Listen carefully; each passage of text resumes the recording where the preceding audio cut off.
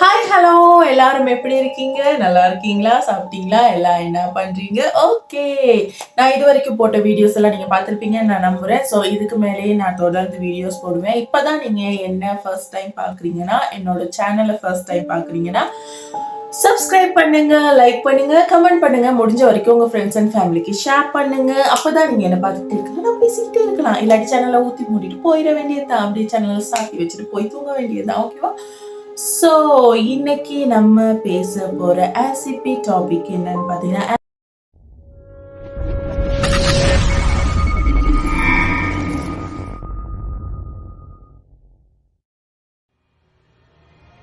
SCP-021 The Skin War. So இது எப்படியாப்பட்டதுன்னு பார்த்தீங்கன்னா, இது வந்து ஒரு மனுஷன் உடம்புல இருக்க பச்சை, ஓகேவா? ஸோ இந்த பச்சை டேட்டூ குத்துவாங்க தெரியுமா, அதுதான் அது. ஸோ இந்த டேட்டூ வந்து வளமையை போல இல்லாம இந்த டேட்டூ ரொம்ப வித்தியாசமா இருக்கு. ஸோ இந்த டேட்டூ வந்து ஒரு மனுஷன் உடம்புல இருந்து இன்னொரு மனுஷன் உடம்புக்கு மாறும். அப்படின்னா ஒரு மனுஷன் உடம்புல டேட்டூ ஒரு பச்சை குத்துனா எப்படி இருக்கும், அது வந்து அசையாது இல்லையா? ஸோ அங்கனே தான் இருக்கும். எவ்வளவு வருஷம் போனாலும் அது அப்படியே தான் இருக்கும். பட் இந்த டேட்டூ வந்து அப்படி கிடையாது. இந்த டேட்டூ எப்படியாப்பட்ட டேட்டூனா, இது வந்து ஒரு டிராகனுடைய டேட்டூ தான், ஓகேவா? இந்த டேட்டூ வந்து ஒரு நல்ல பலசாலியான ஒரு ஆணோட உடம்புல தான் இந்த டேட்டூ ஃபர்ஸ்ட் இருந்திருக்கு. இந்த டேட்டூ ஒரு மனுஷன்ல இருந்து இன்னொருத்தனோட உடம்புக்கு ஈஸியா மாறிடும். அண்ட் ஆல்சோ இந்த டேட்டூ வந்து ஒரு மனுஷனோட உடம்புல ஒரு வாட்டி போயிருச்சுன்னு சொன்னாக்க, அந்த மனுஷன் அந்த உடம்புல வேற ஏதாச்சும் டேட்டூ குத்தி இருந்தானா அந்த டேட்டூ தான் இதுக்கு உணவா இருக்கும். அந்த டேட்டூ எல்லாம் அது அப்படியே சாப்பிட்டுட்டு போயிடும். அண்ட் ஆல்சோ அந்த டேட்டூ அந்த மனுஷன் உடம்புல இருக்குன்னா அது வந்து டிராகனோட டேட்டூ இல்லையா? ஸோ டிராகன்னா அது ஒரு பாம்பு மாதிரியான இருக்கும். நிறைய கார்ட்டூன்ஸ்ல எல்லாம் நீங்க பார்த்துருப்பீங்கன்னு நினைக்கிறேன்.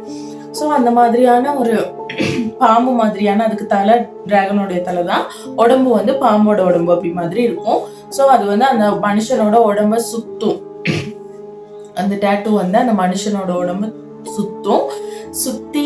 சுத்தி என்ன ஆகும்னு கேட்டா, அந்த மனுஷனை இருக்கும். அந்த டேட்டூ இருக்குனோன்னு அந்த மனுஷனுக்கு வந்து சுயநனவு இல்லாம போயிடும். தான் என்ன பண்றோம் ஏது பண்றோம்னு தெரியாம போயிடும். ஸோ இந்த டேட்டூ தான் அந்த மனுஷனை ஃபுல்லா கண்ட்ரோல் பண்ணும். அந்த மனுஷன் ஈவன் இன்னொருத்தனுக்கு கை கொடுத்தா கூட அந்த மனுஷனுக்கு இந்த டேட்டூ போயிடும். இப்போ ஒரு ஹஸ்பண்ட் அண்ட் ஒய்ஃப்னு வச்சுக்கோங்களேன். இப்போ ஹஸ்பண்ட் கிட்ட அந்த டேட்டூ இருக்குன்னா, ஒய்ஃபோட பிசிக்கலி ஏதாச்சும் டச் வச்சுக்கிட்டா கூட இந்த டேட்டூ அந்த ஒய்ஃப்க்கு போயிடும்.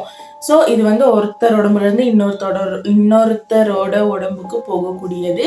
ஸோ அதனால இது வந்து ரொம்ப ஆபத்தானது தான். ஏன்னா அந்த ஒரு தடவை அந்த டேட்டூ நம்ம உடம்புக்குள்ள வந்துருச்சுன்னா நம்ம அந்த டேட்டூவை கண்ட்ரோல் பண்ண மாட்டோம். அந்த டேட்டூ தான் நம்மளை கண்ட்ரோல் பண்ணும்.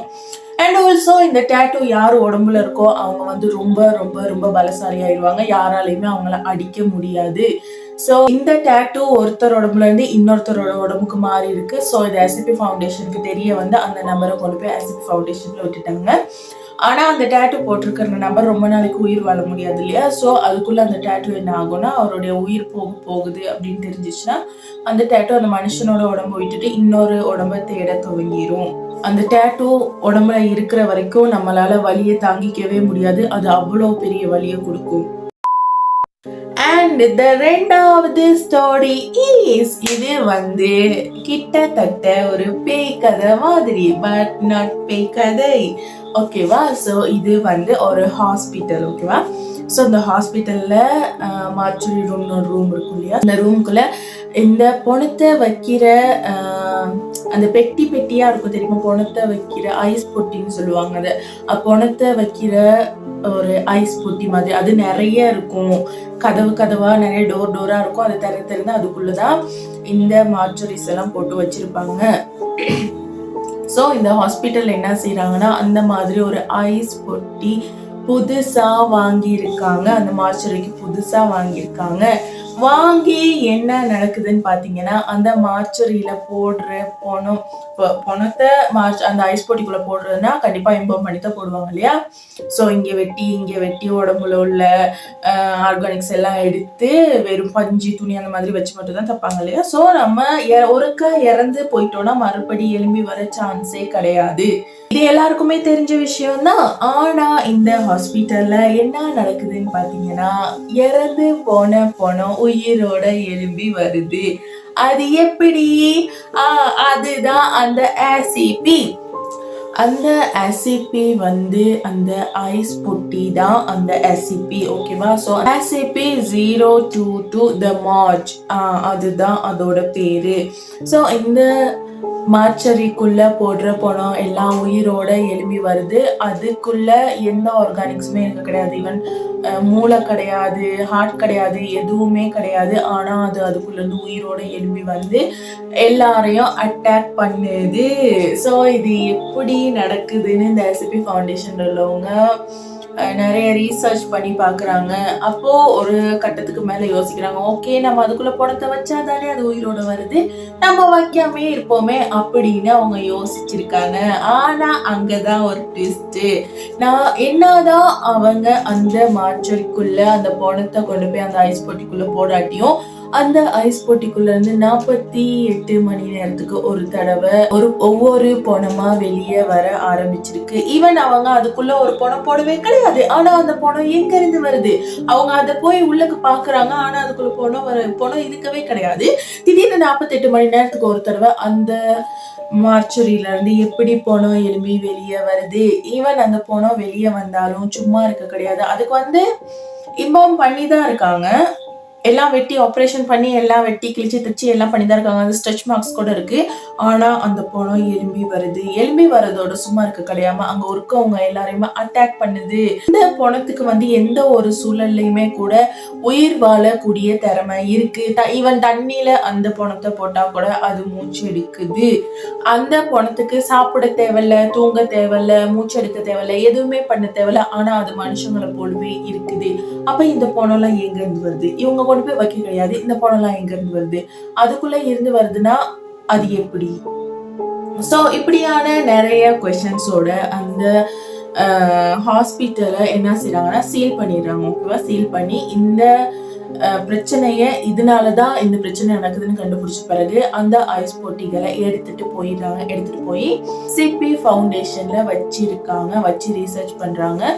அதுக்கு பிறகு பார்த்தா கொஞ்ச நாள்ல ஒருத்தர் ஆக்சிடென்ட் ஆகின ஒருத்தர் வந்து அந்த மார்ச்சுரியில இருந்து வராரு. எல்லா பணங்களுமே வெளியில வரத்துக்கு துடிச்சிட்டு இருக்கும் போது இந்த ஒரு நபர் மட்டும் அவருக்கும் எம்எம்லாம் பண்ணிதான் இருக்கு, எல்லா ஆர்கானிக்ஸ் வெளியே எடுத்துதான் இருக்கு, அந்த பணம் அங்கே உட்காந்துருக்கு. ஸோ அது வந்து வெளியே ஓடணும் அப்படின்னு சொல்லி ட்ரை பண்ணவே கிடையாது. அது பேசாம ஒரு இடத்துல அமைதியா உட்காந்துருக்கு.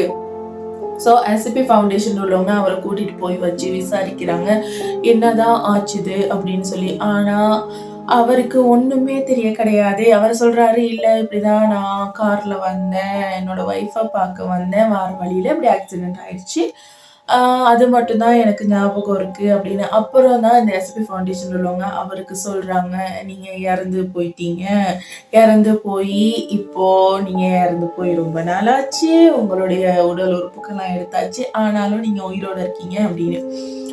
இப்பதான் இந்த ACPக்கு விடை கிடைக்குது. ஸோ இந்த ACPல வந்து உள்ள கொண்டு போய் வைக்கிற பணங்கள் மட்டும் இல்லாம யாரெல்லாம் இறக்குறாங்களோ அந்த பணத்தை கூட இந்த ACP மூலியமா மறுபடியும் உயிரோட கொண்டு வர முடியும். ஒரு சில பணங்கள் தன்னுடைய சுய நினைவோட இருக்குது. அது சாகிறதுக்கு முன்னாடி எதுவா இருந்துச்சு, யாரா இருந்தாங்க, அவங்க என்னெல்லாம் பண்ணாங்க, எப்படி இறந்தாங்கிற டீட்டெயில்ஸ் வரைக்கும் ஒரு சில பணத்துக்கு தெரியுது. மற்ற பணங்கள் வந்து பேச மாட்டேங்குது, ரொம்ப வைலண்டா பிஹேவ் பண்ணுது, அடிக்குது, கொல்ல வருது, என்னென்னமோ பண்ண பாக்குது. ஸோ இந்த பணங்களை ஒரேடியா இல்லாம ஆக்குறதுக்கு ஒரே வழி அந்த பணங்களை எரிக்கிறது மட்டும்தான். ஈவன் அதை ஷூட் பண்ணா கூட அது சாகாது. ஏன்னா அது உடம்புல தான் எந்த ஒரு உறுப்புமே இல்லையே, அப்புறம் சும்மா ஷூட் பண்ணா அது எப்படி சாகும்? ஸோ அதனால இந்த பணத்தை ஃபுல்லா எரிச்சா மட்டும்தான் அந்த பணத்துக்கிட்ட இருந்து நம்ம தப்பிக்க முடியும். இன்னொரு விஷயம் இந்த ACP ஃபவுண்டேஷன் உள்ளவங்க கண்டுபிடிச்சிருக்காங்க. அந்த ஐஸ் பொட்டி இருக்க ரூம்குள்ள யாராச்சும் உள்ள தெரியாம போயிட்டாங்கன்னா அவங்க அப்படியே காணாம போயிடுறாங்க. எங்க போறாங்க என்ன ஆறாங்கன்னு தெரியாது. அந்த ஐஸ் பொட்டி போய் தொடர்ந்து பார்த்தா அதுக்குள்ள இருக்க மாட்டாங்க. கேமரா வச்சிருப்பாங்க இல்லையா? ஸோ அந்த கேமரா வழியா அவங்க எந்த நேரமும் அப்சர்வேஷன்லேயே தான் இருப்பாங்க. அந்த கேமரா வழியா அவங்க அதுக்குள்ள என்ன நடக்குதுன்னு பார்த்தா, உள்ள போற நபர் காணாம போவாங்க. அவங்க எங்க போவாங்கன்னு தெரியாது. அதுக்கு பிறகு ஒரு 48 மணி நேரம் கழிச்சு வருவாங்க. ஸோ இந்த முறை கதையில ஒரு சின்ன டிஃபரெண்ட் நடக்குது.